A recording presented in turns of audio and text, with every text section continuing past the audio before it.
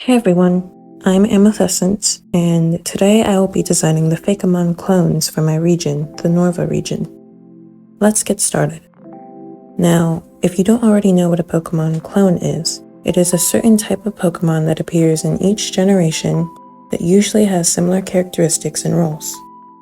The biggest examples are the Pikachu clones, starting with the original Pikachu in Gen 1, Pichu in Gen 2, Hustle and Minun in Gen 3, and so on. And if you couldn't tell already, the Pikachu clone is the first Fakemon I'll be doing for this video. The first thing I did before I even started drawing was research. First, by looking at the similarities between all the clones.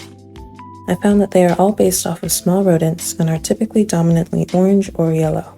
And they all have the iconic circles on their cheeks, which is probably the primary identifier as to whom they're supposed to mimic. I also noticed that a lot of them don't look a whole lot like their real-life counterparts, with their round bodies and long or exaggerated ears and tail. Pikachu, for example, looks very different from the real-life Pika. Very few Pikachu clones actually evolve. Only Pichu, who evolves into Pikachu and then Raichu, and Pawmi, who evolves into Pawmo and then Pawmot.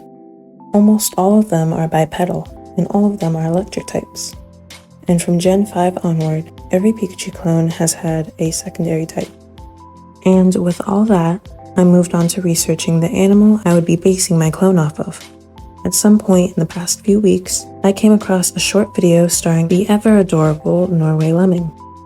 And as soon as I saw it, I just knew that it would be absolutely perfect. I mean, just look at it. It's practically begging for someone to turn it into a Pikachu clone. I mean, it's a feisty little rodent with yellow fur and chubby cheeks. I can't think of any other Scandinavian animal that could be more perfect. And so, I set to researching it. The Norway Lemming is native to Scandinavia, preferring to live in the cold mountains and tundras. It's about half a foot long with a short tail, small ears, and black and yellow fur.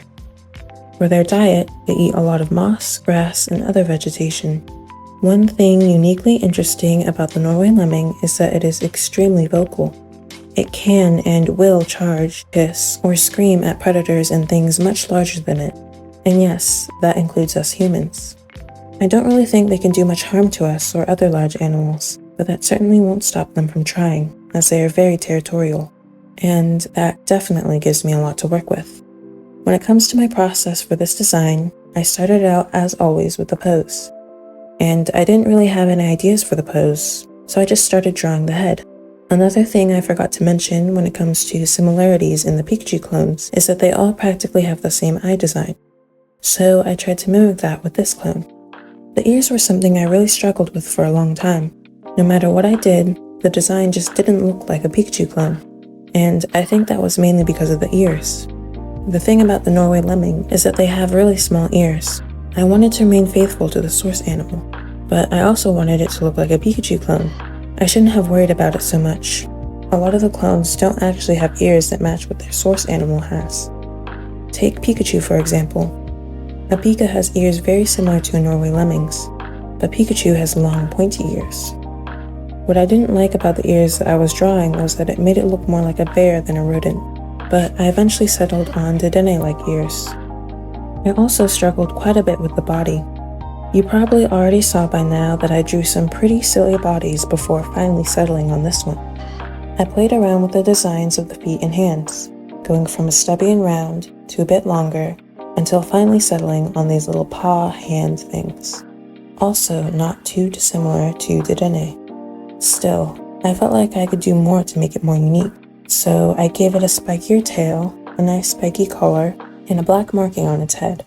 I wanted those parts of the design to be very pointy to give off more of an electric type vibe, and you probably noticed by now that I gave it a very angry expression, which I thought was adorably fitting. There isn't much I can say about the colors. I just gave it similar colors to its real-world counterpart, black and yellow. And, of course, I had to give it those iconic red cheeks. All in all, the design of Dedenne was a huge help in creating this particular design.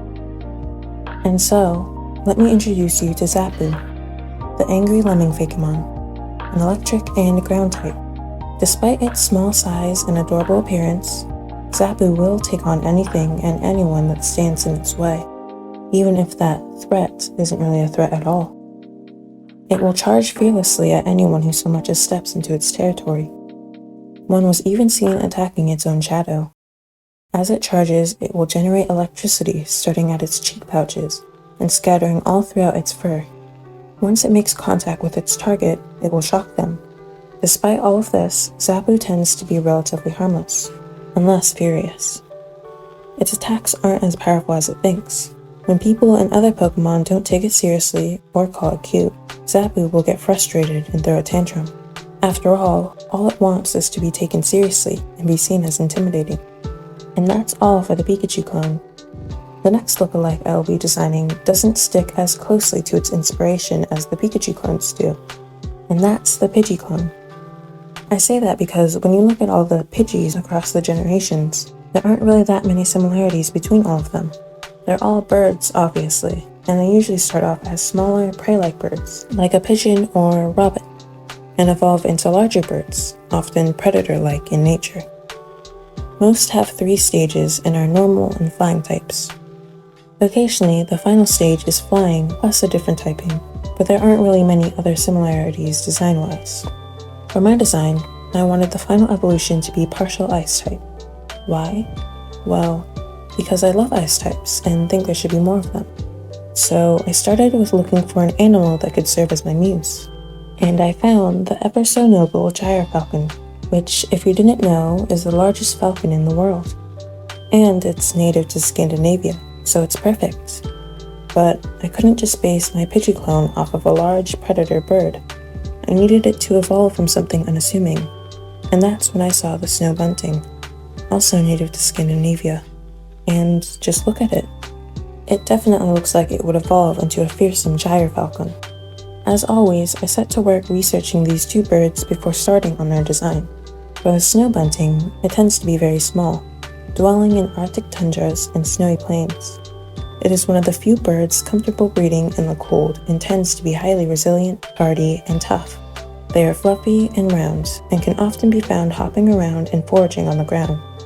They usually form flocks and can migrate long distances. And that's pretty much all I needed to know for the first stage of this evolutionary line. Before deciding on the pose, I looked at all the other Pidgey clones and saw that all of them were just kind of standing there, at least in their Pokedex pictures. I know that would be boring to draw though, so I gave it a little more flair. I just had it tilt its head and lift its foot like it's about to take a big step, and it was surprisingly easy to get right, considering I've never drawn a bird before. One thing I did struggle with was making the design look unique, specifically with the tail feathers and wingtips. I eventually settled with slightly curved wings with patterning and a heart-like tail, not all too dissimilar from a snow bunting's tail. For the colors, I chose bluish-white and 2 different shades of a darker gray. And without further ado, this is Strily, the small bird Fakemon, a normal and flying type.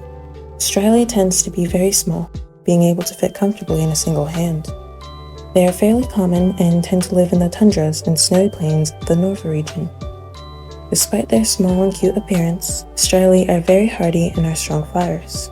They have even been recorded flying hundreds of miles in just a few days. It is a talented forager, eating small bugs and plants. It is fast and has been used to deliver small messages from place to place. Strily evolves into Striven, and for this design, I decided on drawing it looking off to the side with its wing out. I drew the eyes angrier and the beak longer and pointier, just overall trying to make it look more like a hunter. It was also imperative that I made it look like a transition between the unevolved and final evolved form. And for some reason, I struggled a lot with Striven's body, even if it's not too different from Strily's. But then I realized the problem was that the neck was too short and the body wasn't long enough. Without these changes, Striven looked more babyish, which is the opposite of what I want for a first evolution. Afterward, I gave it some head feathers because it looked a little bald, and some feet with talons. I also thought it would look cool if I made the wings swoopy and pointy, almost like the wings help it cut through the air at top speeds. And I suppose I just want to take this time to tell you that I really hate doing line art. You'll notice in most of my other art, I don't do line art. It's more like a cleanup sketch. I've always loved sketching and hated line art. So I forwent line art and just stuck with something I enjoyed more. but when it comes to Fakemon, I felt it would be more true to the original inspiration to have proper line art. That doesn't mean I liked it though. And so, this is Striven, the quick hunter Fakemon, also a normal and flying type. Striven wants to be strong, and will spend a lot of its time training. However, it is very difficult for it to evolve due to having to be very high level to do so. That certainly won't stop it from trying though. It catches its prey by flying really high up, flapping its wings, and diving down to catch it in a flash of white. And finally, we have Strysendra. And since this particular stage is mostly based on the gyrfalcon, I'll explain my research about it now. As I said before, the gyrfalcon is the largest falcon in the world and is native to Scandinavia. It is fierce, powerful, fast, intelligent, and dominant. It likes to eat small to medium-sized rodents and birds in tundras and cliffsides. Suffice it to say that it is an apex predator. They tend to be solitary and silent hunters who dive and strike quickly. What I find most interesting about this bird is its association with nobility. The gyrfalcon is considered to be rare and noble in appearance. They are associated with royalty and were highly sought after by people of great power and importance. They are often favored in the art of falconry, which is the art of using a trained bird of prey to hunt wild animals. For my design, I decided on a pose with open wings and an open mouth.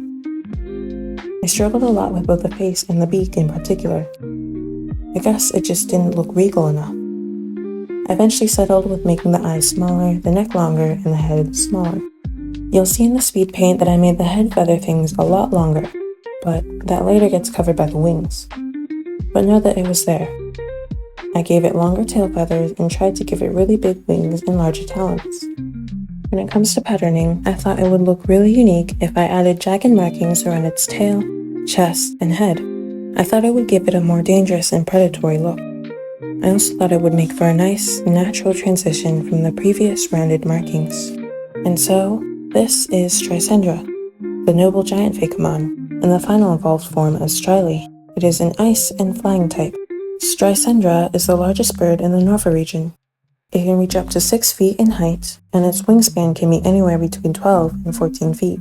Strysendra is a powerful hunter and is often used in the art of falconry, or whatever the Pokemon equivalent would be. It specializes in hunting small to medium rodent and bird Pokemon, although it has been seen easily taking down Swanna and other large birds.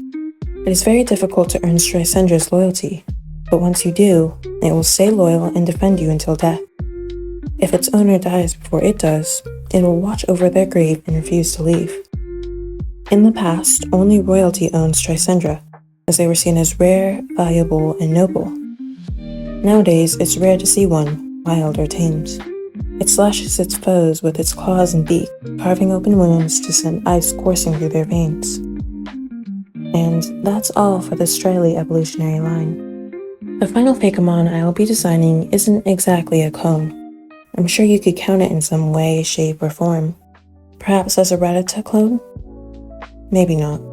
Rattata clones tend to be rodent-like in nature. Except maybe Bunnelby, if you count it. Either way, this one doesn't really fit into the clone category, but I imagine it would still be an early game Fakemon similar to Pidgey or Rattata. So why am I not doing another real clone like Rattata or even a Caterpie Mimic? Well, because I ran out of time. And a Rattata clone would probably be too similar to the Pikachu clone since they're both rodents. I wanted to have more variety in this video. If you want to see me do the rest of the clones in a future video, let me know. Also, I wasn't sure what other video to put it in. It doesn't really fit any themes. These Fakemon were inspired by the Scandinavian Arctic fox. One day I came across a picture and couldn't resist designing a Fakemon inspired by it. I just love fox Pokemon. But anyway, the Scandinavian Arctic fox lives in, you guessed it, Scandinavia. What's interesting about it is that it doesn't stay white. It changes its fur color to brown in the summer to better blend in with the ground. They are small but highly adaptable, thriving in harsh tundras and snowy weather. They have small ears, short legs, and a stocky body that helps them retain heat in the colder months. They are omnivorous and opportunistic, scavenging for bird eggs and eating small mammals like lemmings. which I guess that would mean that this Fakemon would likely be the type to eat Zapu, the Strily evolutionary line too. The poor little guy is outnumbered. But anyway, the Scandinavian Arctic fox is considered very rare, even endangered. When it comes to the process, I started out knowing that I wanted 2 different versions of this Fakemon, considering its real-life counterpart changes fur color. However, I didn't want to go the Morpeko route, where it changes color and typing based on emotion. And I didn't want to go the route of it changing depending on what season it is. And so I decided that its form and typing would be determined by when and where it was born. If it's born in the winter or in a cold environment, it will hatch into its ice variant. If it's born in the summer or in a warm environment, it will hatch into its ground variant. So I kept that in mind while designing. You'll notice that I had a symmetry drawing guide active while drawing the base shape of it, as I wanted them both to have the same pose. I wanted them to have a small and cute face and body, and that's pretty much where the similarities end. For the ice variant, I tried to make its base body shape look chunkier to give off the illusion of thicker fur. One thing I noticed about Pokemon is that they don't tend to have very detailed fur. So to further drive home the fluffy vibe, I gave it a thicker, rounder tail, and large puffs of fur on its paws, head, and around its chest. It definitely gives off a bundled up vibe. For the eyes, I made the irises white and the whites black. I think it gives it a more mysterious look. And from then, I felt like I still needed to add more. I mean, I knew that I was going to make both forms partial normal type, and normal types are usually normal looking, but I still wanted something more, even if it was small. And that's when I added the pointy, icicle-like whiskers, and for the coloring, a light teal and a darker blue. For the ground variant, I think it probably looks a lot more quote-unquote normal, but I still love it. For the eyes, I kind of inverted the colors from the ice variant and gave it white pupils.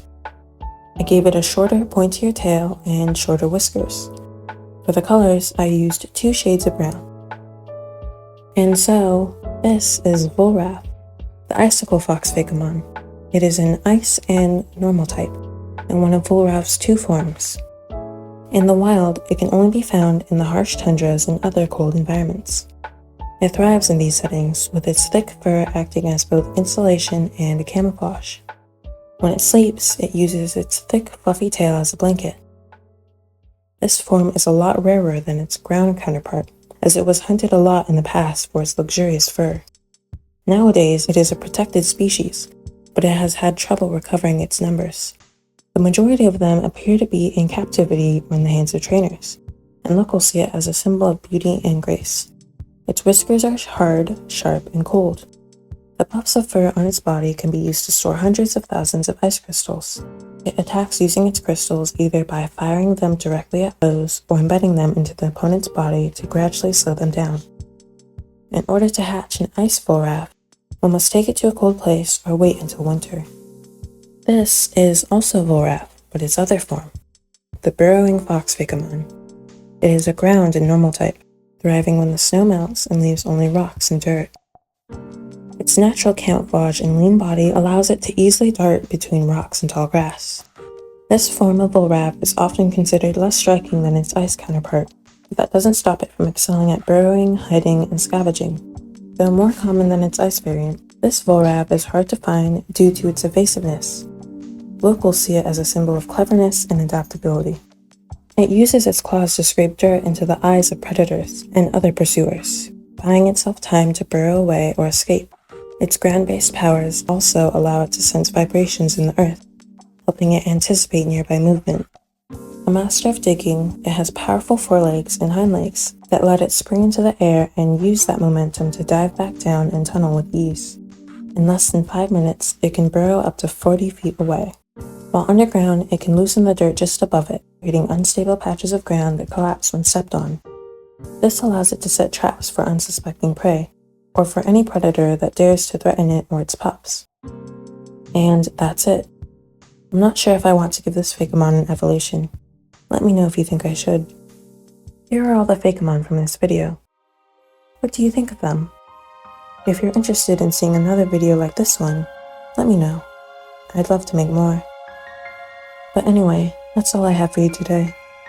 Thank you so much for watching, and please consider liking and subscribing, if you haven't already, to see more of my content. And if you're interested in more of my art, feel free to follow me on Instagram. The link's in the description. Take care and farewell.